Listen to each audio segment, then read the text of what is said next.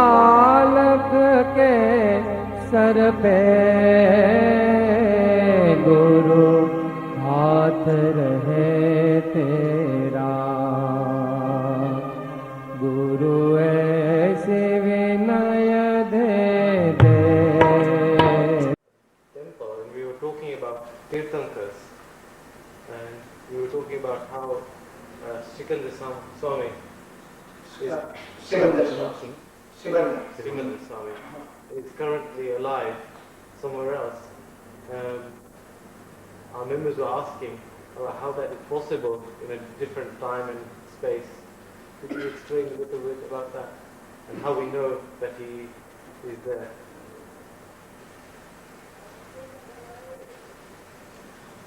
I answer in English or I answer in English?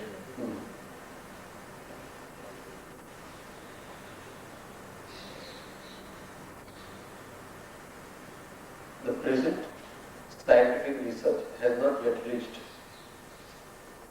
very distant places, so it has been able to, it claims to have gone to the present mood, which according to Jainism is not the real mood which has been described in the scripture, because the distance is quite different. Our moon, that is Chandrana Vimano, they are many millions and millions of miles away, while this is only 400,000 miles from the present world, the present moon which we know, 40 lakh miles. So it is not possible by any means to confirm that Simandar Swami is just now present in a particular place known as Mahavira Kshetra. It is only when Lord Mahavir was present, or such Audhignani were present who could see hundreds of thousands of miles away by their supernatural knowledge, they have seen and they have described. It's not very relevant to our present life, whether we believe in Simandar Swami or not. Whether he was there, he is there or not, doesn't change our life. We should try to concentrate on the subjects which presently concern our life, rather than talk about things which cannot be proved by any means other than the scriptural logic. Agam Praman hai, there is no other praman. But the posterior acharyas, they have described. But they have also described not by their own knowledge, just by tradition. So that is as far as we can understand.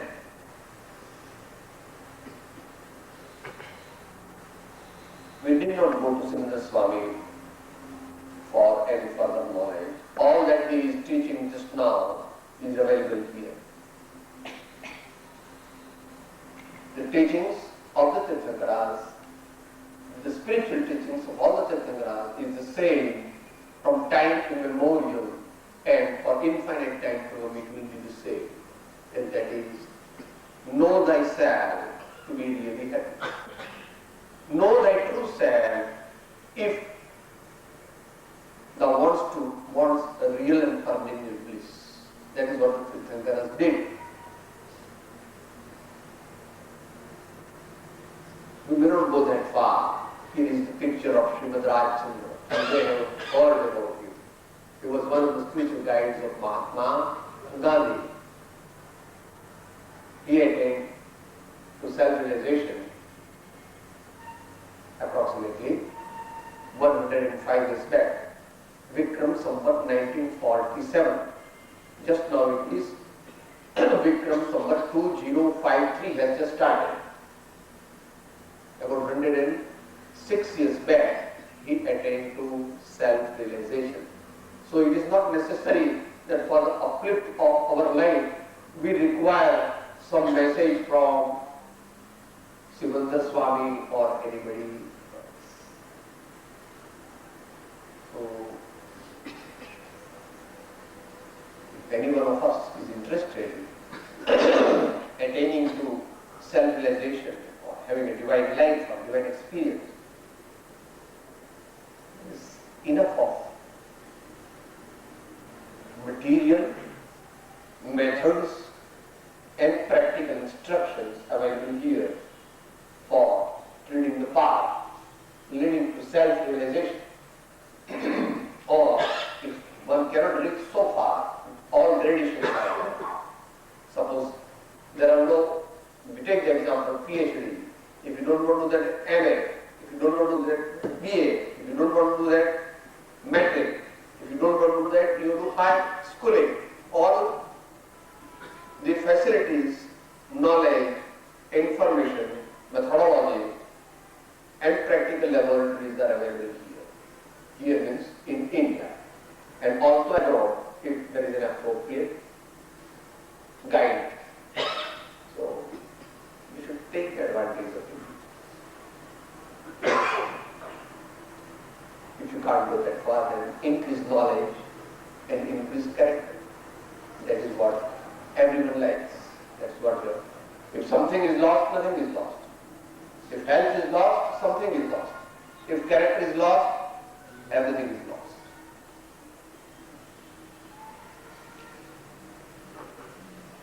Or the other way.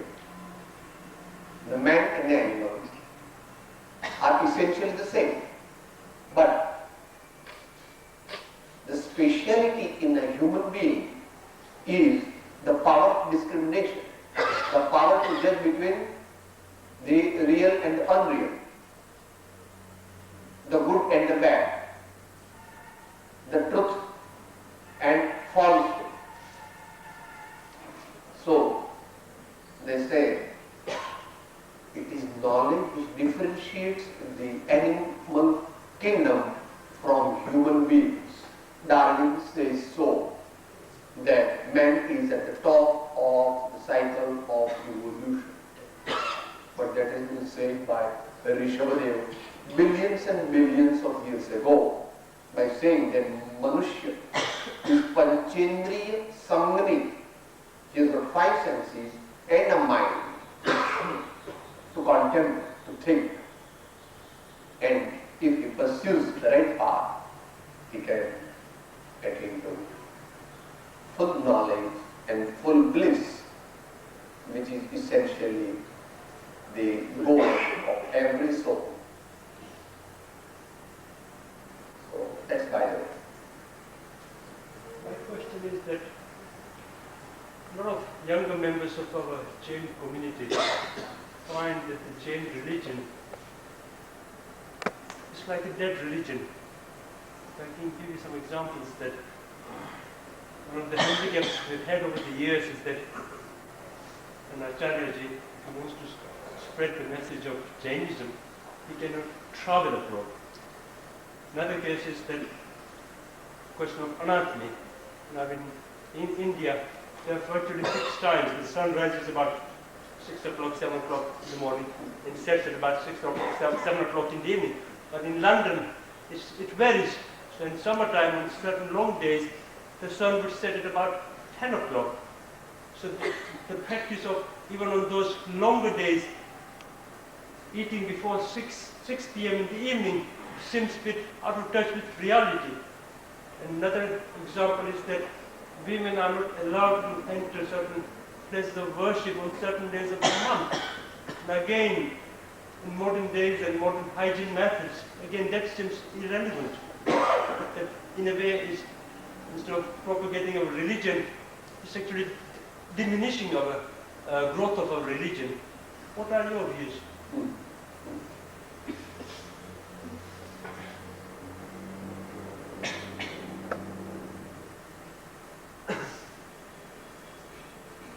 The answer is sorrowful.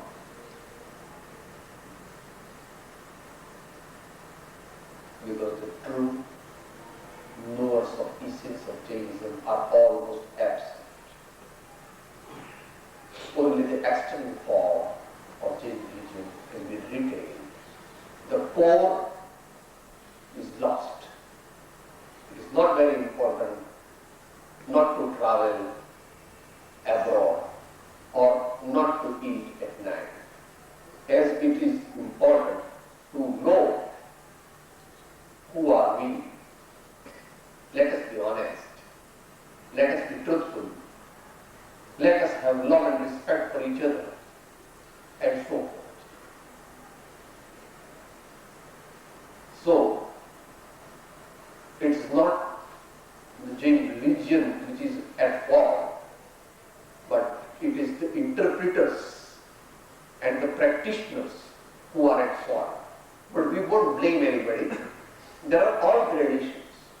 These laws are made for advanced sadhakas. That is why these summaries and summaries have started. They are not sadhus. See? So, for very advanced stage of a particular religion, any religion, then there are strict laws. But that is for an exceptional person. Say maybe 1 in 100,000. But what about the mass? So the mass must be taught what is practicable, not only practicable, what is useful to him, and gives him peace of mind and a scientific way of living. That is the purpose of religion. When Mahavir was asked what is religion, his answer was this: Dharma vastu svabhava kshamani bhava cha dashvidah dharma ratnatrayam cha dharma jivanam rakshano dharma. He said the very nature of the object is its dharma. That means a burning wood or a burning coal will burn you whether you are a child, you are an old man, you touch it knowingly, you touch it unknowingly. Then he said, development of forgiveness, development of humility, development of contentment, development of truthfulness, this constitutes dharma. Kshamani bhava cha dashavidah dharma, ratnatrayam cha dharma, enlightened faith, enlightened knowledge, and enlightened conduct together constitutes the path of eternal bliss.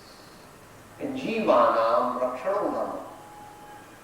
Paraspara upagraho jivanam.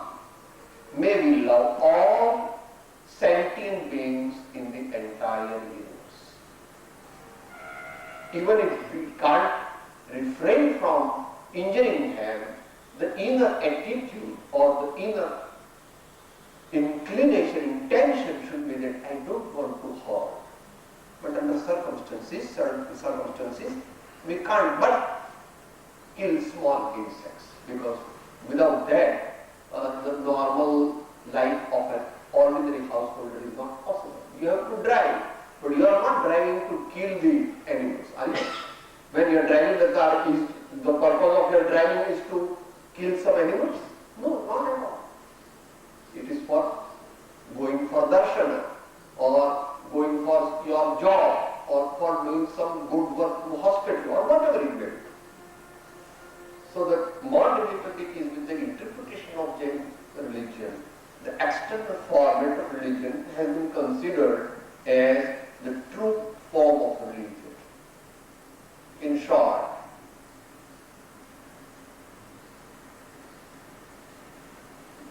most of the time, the present religion, Jain religion, is like a corpse. It's a dead body. Because you may ornament the corpse, but what is the good of it? Wearing new dresses from corpse, all the artificial makeup, what is the use? It's not living person. Good clothes and all makeup is useless for a dead body. Like that, the only external form has remained, which is soul. But this is not absolute mind. or a rare person who can reach a very great height of spiritual evolution, for him there are laws or there are rules which he himself has imposed on himself. Not anybody has told him to do that. Bhagavan for most of the time was king, was emperor. He was doing all good jobs. It is only when he took to complete diksha, then he imposed on himself certain strict rules.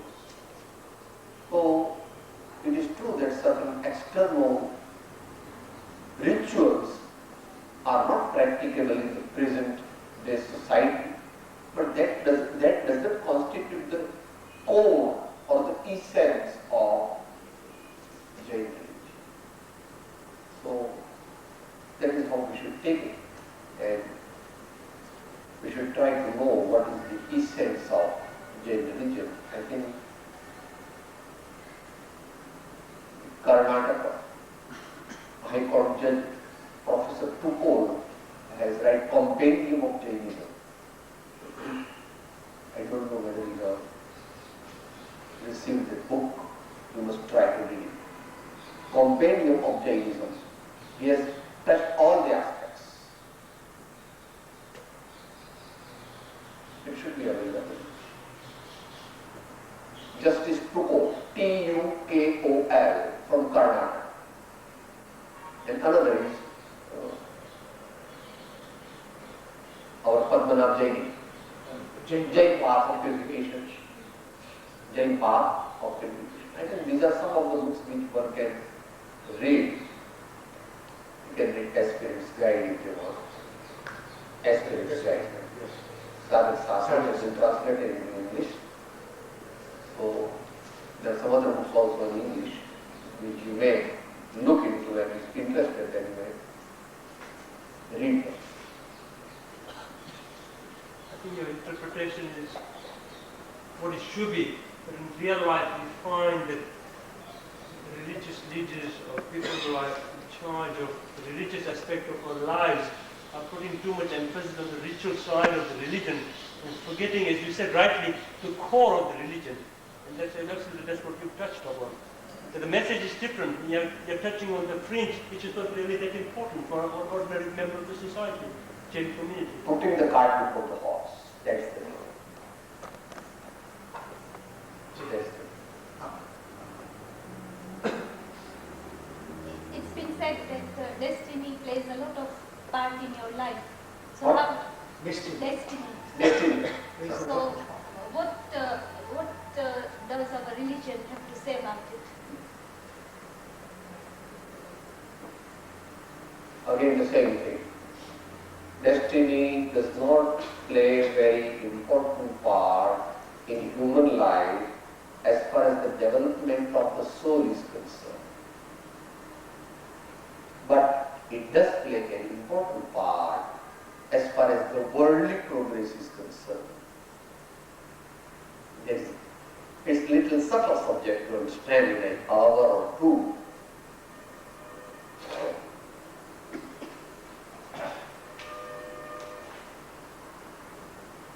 Destiny does not play a very important role in living a spiritual life. In upliftment of the soul, it does not play an important role. So there is one gatha you have, they may have read. Jo ichho paramarth to karo satya purusharth bhav sthiti adi naam lai chedo nahi atma. This is Srimad Chandra in Atma Siddhi. Anandaji Maharaj says, वीर जिने चरणे लागो वीर पणोते मांगो रे वीर जिने चरणे लागो वीर पणोते मांगो रे मिथ्या मोहत निर्भय भाग्यो जीत नगारो भाग्यो रे वीर जिने चरणे लागो वीर पणोते मांगो रे. So as far as the spiritual life, religious life is concerned, destiny does not play a very but it does play some role. In worldly life, it does play little greater role than in spiritual life. For that, you have to come to logic. Oh, Korandahan is quite deep. I don't think you can perhaps understand it. But that is accepted by all Aryan religions, not only Jainism. Hindu religion, Buddha religion also says the same thing. They have read anything in Gujarati. Mukaru, age of the Jnanata, Shakatano, Bharajan, Shwanatane, Srushti Mandan, Sarva Pere, Pere, Yogi, Yogeshwara, Kuikatan. So,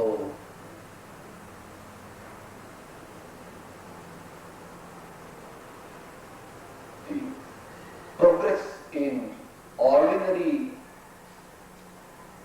socio-economic life, destiny plays a distinct role. But when you come to spiritual life, then its role is minor. That is Karma Siddhanta, which is accepted by Hindu religion, Buddha religion, and Jain religion. Jain religion has thought over it in the minutest detail.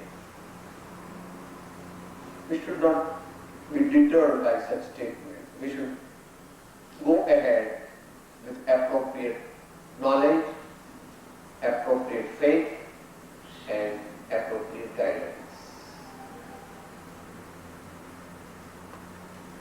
Jain religion does not make anybody lazy. He who becomes lazy, then he has not followed the true religion. Laziness and practice of religion don't go together.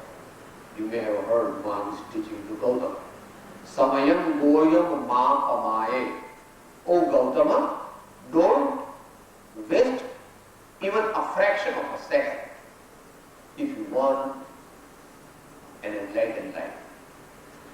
So, destiny is not that important, but it has to be accepted because there are times in life where we cannot do what we want.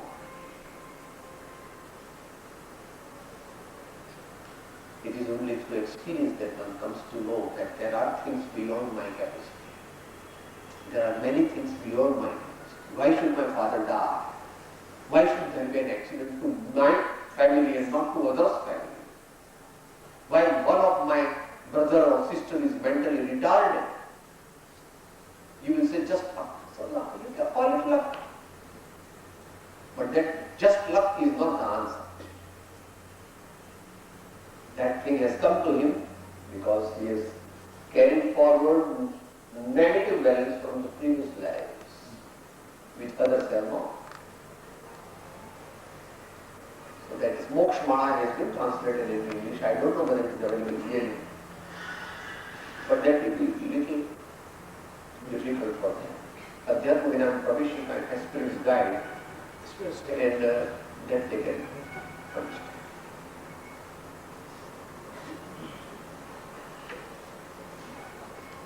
Dr. Sunaji, for a very enlightening session with you. My brother has asked us to just give you a brief insight into what we've done and what we're planning on doing. We've brought a group of 28 people from London who are traveling to India for the first time. They're visiting stills in Ranapur, Abu, Palikana, Listed, Esana. So we're trying to actually experience Jainism as it is, also to experience life here as Indian. So we're trying to experience our cultural and religious background. So far I think most of us would agree that we've had a very refreshing experience. Most of us, I'm sure, will come back. We've heard many sort of horror stories of what happens in India. Both of us are, I think now, happy to come back anytime given the opportunity. I'd like to really just thank you on behalf of all of our group for giving us your time and the benefit of your knowledge. Thank you very much. I don't know about the time available with you, but if you have time, I think you should go to South also. In the next week, we can pass this is a week. Because in South India also, Jainism has a very strong hold and has been some achievement. So this part, Western India, mostly you have confined yourself to Western India. Gujarat and Rajasthan, both Maharashtra, very no.